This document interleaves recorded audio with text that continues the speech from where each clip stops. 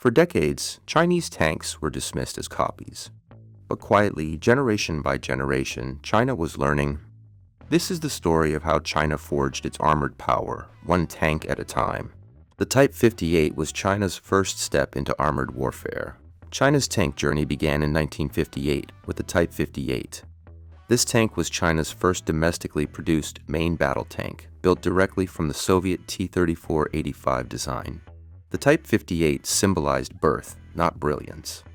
The tank had issues like riveted steel, simple optics, an 85mm gun, and minimal crew protection. However, it provided China with a priceless experience. This was China learning how to build tanks, bolt by bolt.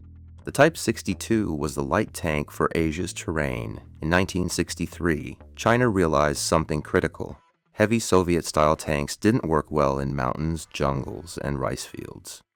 This marks the entry of Type 62. Smaller, lighter, and faster, the Type 62 was designed for southern China, Vietnam-style terrain, and river crossings. It sacrificed armor for mobility but gave Chinese forces flexibility.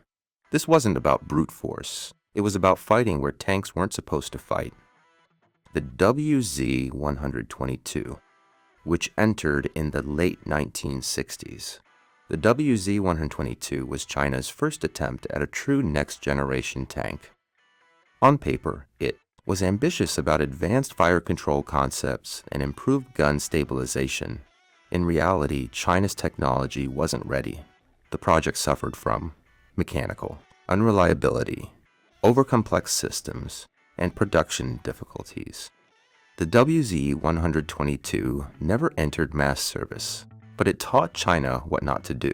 The Type 63-1 was an amphibious warfare redefined. China then focused on something unique, amphibious tanks. The Type 63-1 was built to swim rivers, cross coastal waters, and support island and beach landings. It featured boat-shaped hull, water propulsion, and lightweight construction. This tank reflected China's strategic concerns about Taiwan, rivers, and coastal warfare. No other nation prioritized water the way China did.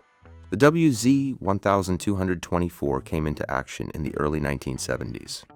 The WZ-1224 was a refined continuation of the failed WZ-122 program.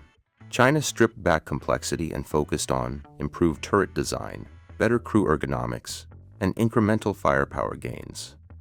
While still experimental, it helped bridge the gap between early copying and real design confidence. The Type 69 was also known as the export warrior. The Type 69 too became one of China's most widely exported tanks.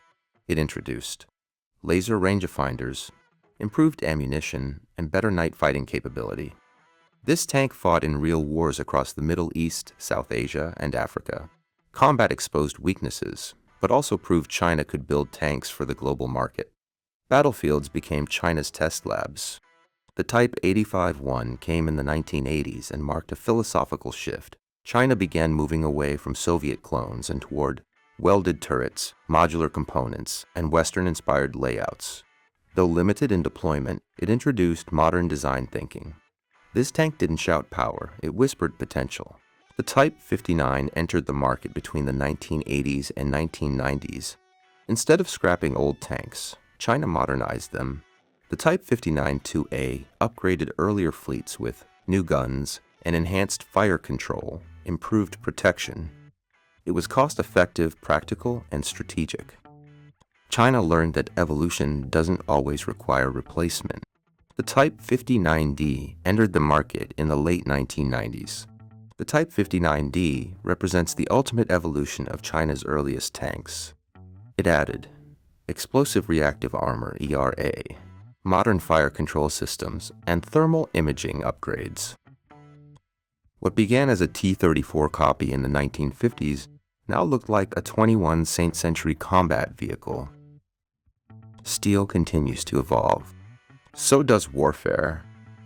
The tanks you've seen today are not just machines of armor and firepower. They are milestones in a nation's journey, shaped by lessons learned through decades of conflict, experimentation, and ambition. If you enjoyed this deep dive into military history, subscribe, like, and stay with us.